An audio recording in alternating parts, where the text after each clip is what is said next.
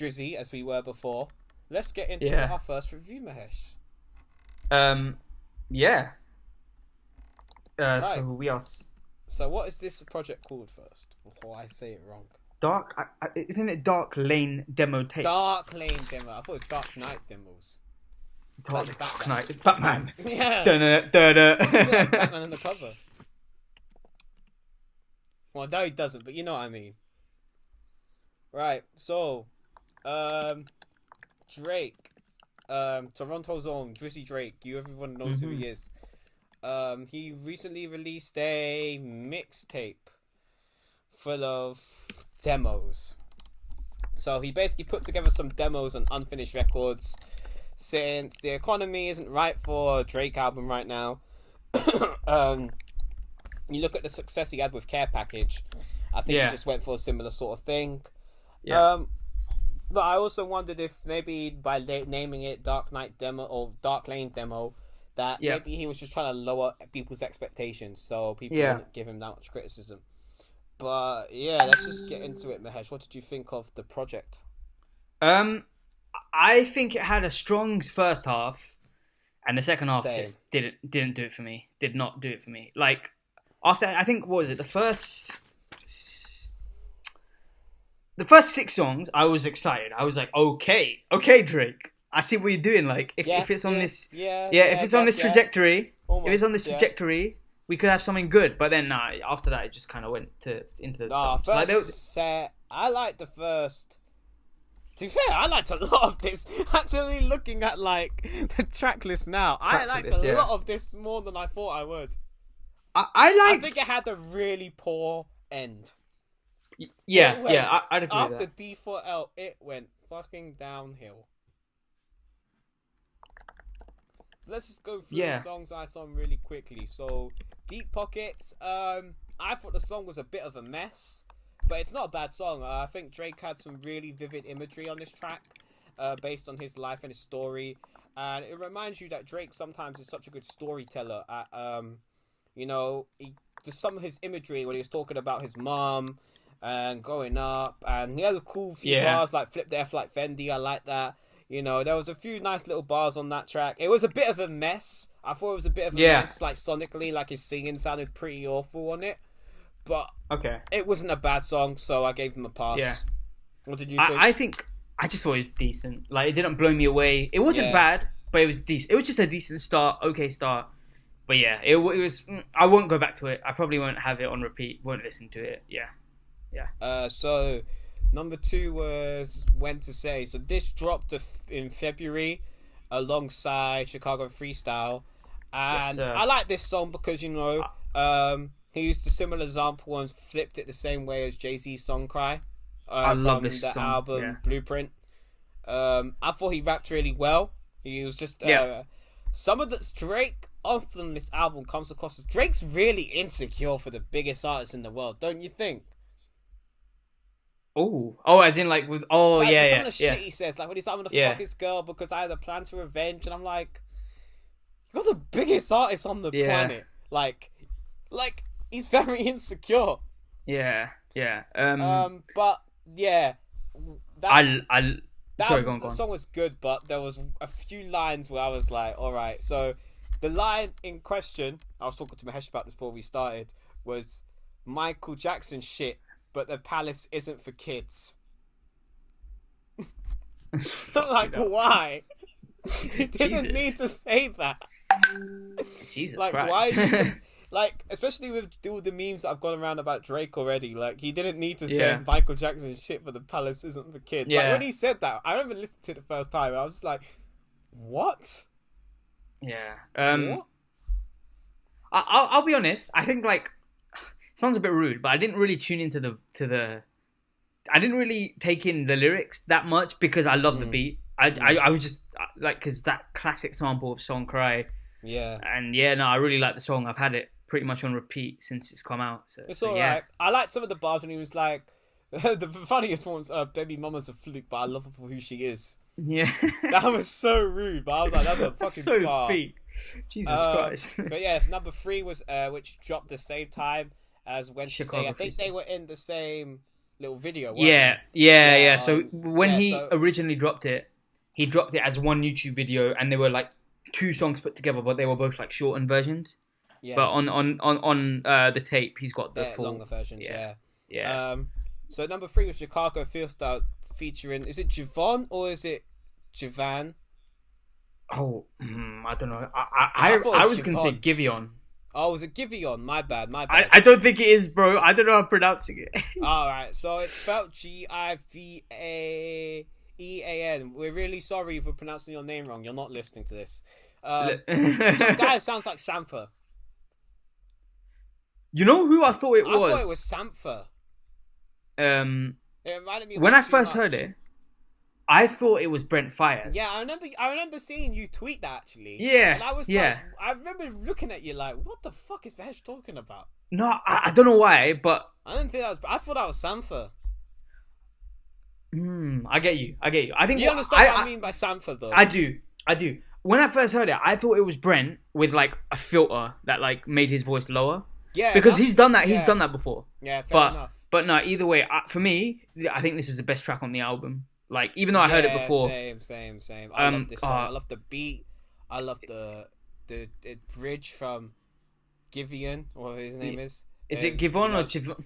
Whatever, man. We'll find out how to pronounce your name. Yeah, sorry, bro. Talented sir. Your hooks, your 2:30, baby. Bad bean. That song, that's crazy. Mahesh, turn your WhatsApp notifications off. God damn. Sorry, boss. Shut it down. God damn. I've heard it like 4 times now. I know. But yeah, and I enjoyed the chorus because it was like a flip on Eminem's Superman. I didn't even clock, that it was a. Yeah, because I heard it. I heard it when he was rapping the chorus. I was like, and I do know one thing though, women they can't. And I was thinking, wow, he sounds a lot like Eminem. And then I realized, I was like, why is he rapping bare like Eminem? Yeah, no, I didn't even clock that until you mentioned. Yeah, because I was like, this isn't a Drake flow. This is like Eminem, and I was like, why does he sound like Eminem now? And then I realized. Yeah, no, it's really good record. Like Givean. I don't know. Okay, I'm not pronouncing it right, That's but our boy, man. The Mr. Sir, talented. I'm gonna call him Talented Sir. Mr. Talented Sir. Mr. Talent, who did the hook, just amazing hook, just amazing singing, man. Great. And it's one of those like classic reflective Drake songs for me. So like, I kind of like the music video too. Yeah. Like 40 in the background soldering while everyone was partying. I felt bad for 40. You know what I love as well? What I love about these music videos. Yeah, is the comments. Oh, that's like, so funny. I think one of the comments I saw is like, "Oh, this Drake tape, this song got me thinking about women I haven't even met yet." It's just I just love YouTube comments, man. So, but yeah, it's really good song. Song number 4, Not You Not You Too. I could have lived without this song. I thought it was pretty flat. I thought they had no vocal chemistry. It's not the greatest record. Okay, I liked the way the beat came in. Same. But it's a bit flat. Yeah, and also Chris being featured on it, I didn't really. He seemed a bit absent for me. Yeah, same. But yeah. Number 5, Toosie Slide. We don't need to go into that. Yeah, it is what. Okay, all I'll say is it's catchy.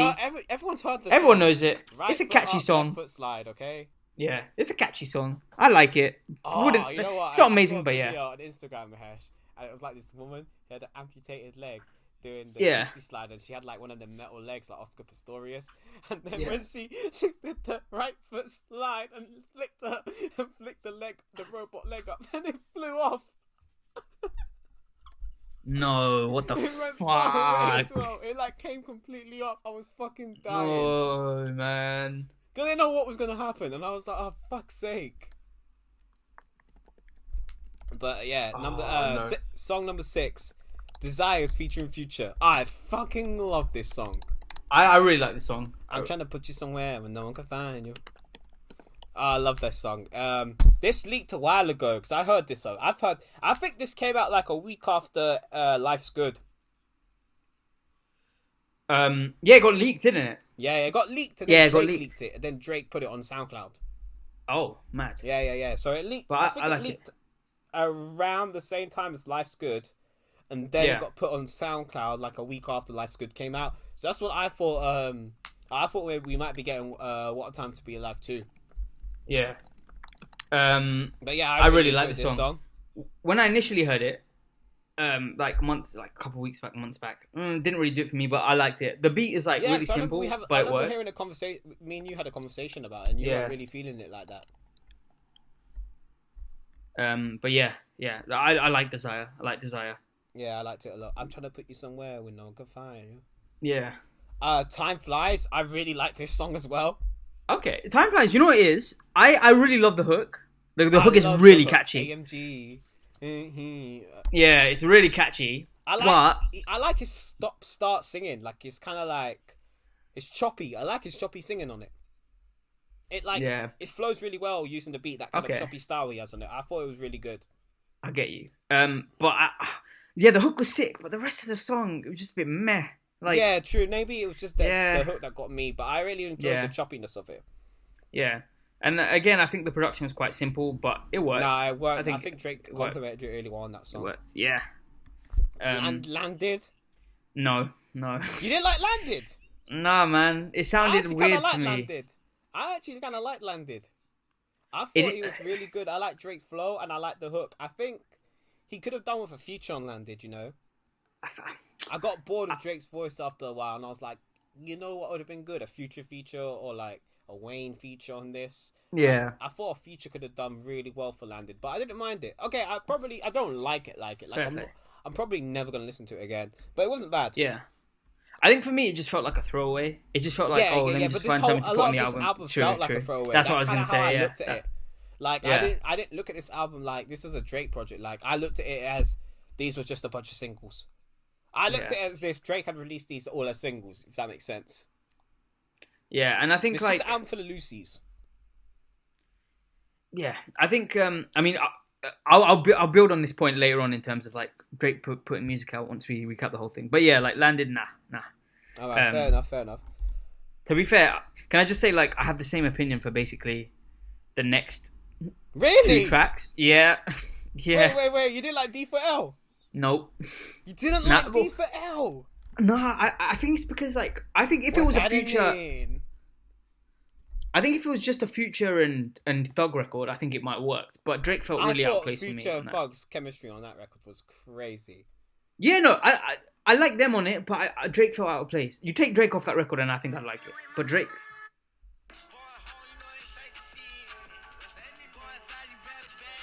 Yeah, I love that shit. Was it the joint album that Future and Thug did? Was it called 3? No, it was called Super Slime. Something like that. Super Slime. Yeah, oh, yeah. That it kind of sounded like something off that. It did, actually, yeah. Yeah, but no, I don't... I liked... It was a Future and Young Thug type beat for me, but Drake felt out of place, and it didn't feel too polished, but yeah. Yeah, I enjoyed that, because I think maybe it's because when I first heard it, I was running.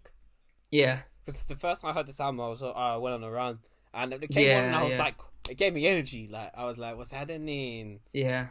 But... after this, I have the same opinion as you of the rest of these songs. Yeah. I didn't like any of them, really. Yeah, I'm not... Actually, no. It changed a bit, but Pain 1993, nope. That shit was ass. Drake was terrible on it, and I don't understand why people like Playboi Carti so much. I don't get it. Okay, I don't listen to... I've heard one of his albums... that was released 2 years ago called Die Lit. It has a few decent songs off it. Yeah, I think like... It has a really good song with Uzi on it called Shooter. There's a song with Skepta I like on it. There's a song with Young Nudie I like on it, but that's about it. Okay. I think for me, it's just that like... I don't get it. He sounds like he's scatting. I'll be real. I don't listen to Playboi Carti enough to have an opinion. But yeah. I just think I don't like that baby voice, man. Yeah. Get rid of that shit. But yeah, it didn't like the track. Not for my ears. Not what I really listen to. Yeah. Shout to PF, but nah. Yeah. Losses? Nah, I didn't really feel it either, man. I liked it, man. I actually liked it. I just felt it was very, very vague. Like, I don't even think Drake has anyone in mind when he writes this relationship shit anymore. I just think he writes generic relationship bars now. Fair play. Okay, it took a while for the beat to kick in. Yeah, but I once did like it did kick in, it was all right, I suppose. Yeah, but yeah, no, and I think like one thing that Drake did on this project, like he kind of jumped around in terms of the style, in terms of the styles. Like, yeah, that's why I kind of didn't look at it as like an album or mixtape. Yeah, I just looked at it as a bunch of singles that were released and leaked. I looked at it as a bunch of leaked records, honestly. Yeah, and I think like it's for me, just my personal opinion. Like I prefer Drake when he's rapping, above all, and like he of course he does have like singing records, but like, I mean, this is kind of why he's been so big. Like he kind of latches onto the style that is like in and tries to make music that sounds like that. We're gonna go with the next few records as well. Yeah, but like, nah, I think he's losing a bit of his authenticity a bit, and like when he's rapping, he's at his best, man. And I think his delivery, his flow, the bars. I think when he sings, he's good too, but he just like yeah. From Florida with Love, I could do without that, mate. I just what did I put for that? Not really. I just said not really. I didn't put anything. I left it blank. So I must have not gave a fuck. Not really for me. The beat is decent, but like I don't. Again, linking onto that thing about style, I don't what it sounds like, honestly. I don't like when Drake raps in this style. Like I really. Nah. Oh, demons. Nope. Nah, man. I thought Fivio was alright on it. And I thought this Sosa guy, whoever they are, they sounded okay on it. Like, I know, I've heard about Fivio. I heard there's a lot of hype around him. He's from New York, like Pop Smoke. Pop Smoke, yeah. R.I.P. Pop Smoke every day. Absolutely. Yeah, it made me sad. I thought, like, when I heard it, I was like, you know what who would be hard on this? Pop. Yeah, Pop that's Smoke, exactly what I heard. That's exactly what I thought. So that made me a bit sad. Sometimes I thought Drake's hook was alright. I just hated his verse. I thought the hook was okay. I thought Fivio and Sosa were okay, but I'm probably never going to listen to this again. And also, Drake's the only rapper that can get away with saying champagne makes him loopy. This motherfucker really said champagne makes me loopy. On a drill record. Yeah. But yeah, no, for me it was just like, it was okay. Not really my kind of music. It's not really what I listen to. Yeah, same. Yeah, just not. But Fivio and Sosa sounded good, so shout out to them. Yeah, War was terrible. War was ass. Okay. War and Pay 93 were probably 1993 were probably the worst records on this shit. Okay. They were fucking horrible. Hear me out when I say this. Like I don't love this song, but it has grown on me the more I listen to it, and I didn't listen to it again because I knew how much I despised it the first time I heard it. I think it's decent at best, I hate Drake on drill. I hate Drake on drill. Please, Drizzy, stop. I beg you, just stop. We don't want this. Yeah. No one wants this. It looks like you're culture vulturing. It looks like you're taking from us in the UK. It looks like you're taking from the man them in New York. Please stop. Drake, I'm not in no position to tell you what to do, Drake. Okay? I understand. But please, man. This isn't what we want. No one wants this. Or if you're gonna do something, like feature on the drill artist song. Like, give him a bit of clout. You know what I mean? If you want to help the scene, you jump on their records. Don't be like stealing sounds. But overall, that's just my two piece. That's my 2 piece on it. Fair play. I think, like again, it started off well. The first 6 tracks, I was excited. And then it just went. A lot of songs on this, to be fair. I liked. How many did I like? I liked a lot. I only didn't really like. Not to you. I don't mind Toosie Slide. Like, it is what it is. I'm not gonna complain. Yeah. I think I like the only records I really hate that I really don't like are probably the last 5 records. So that's pretty good. That's like 9 records I don't mind, and there's probably about 4 records that I will listen to again, which are probably like D for L could probably go into a gym playlist. When to Say Chicago, Freestyle, and Desires. But then again, those are 3 of those 4 records I already knew. Yeah, I think at least I can stream them now. At least I can stream them. Yeah, I think I liked about half, maybe just over half of the tracks on the tape. Yeah. It was an okay tape. So, Yeah, like, decent. okay. I didn't really look at it as a tape, but shout out to Drake. It gives me hope for his album, though, because some of these records sounded good, so... Yeah. His album's going to sound... Hopefully his album will sound good once the economy is okay for him to release music. Yeah. And I think, for me, it's just like... This is my two cents, I guess. I just think Drake... Some of his bars on this are just so basic. And I think for me, having seen, like, him on, like... Take Care. But then again, a lot of it's demos, so I can't... Part of me's like, I get it, but then part of me's like, oh, is he just saying it's a demo? So, excuse, maybe. You know what I mean? True. But I think for me, it's just like, we know he can do better. And I prefer Drake when he's like rapping. But who am I to say? He's free to do whatever he wants. But same. But no more drill. But yeah. Please, Drake, no more drill, man. Yeah. Right, that was our Drake Dark Lane demo. He's not Batman. Dark Lane demo tapes review. Right, so on Sunday morning, technically, I suppose, I stayed up till 6:30 a.m. or 6 a.m. or something like that for UFC 249. There was a lot of hypocrisy going into this event. You know, one of the fighters, Jacare Sosa, who was meant to be fighting on the card against Uriah Hall, caught coronavirus. And it was a bit mad. And we were all like, don't know if it was going to go ahead. Literally the whole day, I just spent like worrying that it wasn't going to go ahead. Like, I was literally like, if they pull it now, I'm going to fucking cry. Like, I'm going to be so upset. But it happened. There were 12 fights on the card. There were some amazing fights. A lot of it really, really, really lived up to the hype. I think my fights of the night were Vicente Luque versus Nico Price. Vicente Luque is ranked 13th in the welterweight division, I think. The welterweight division.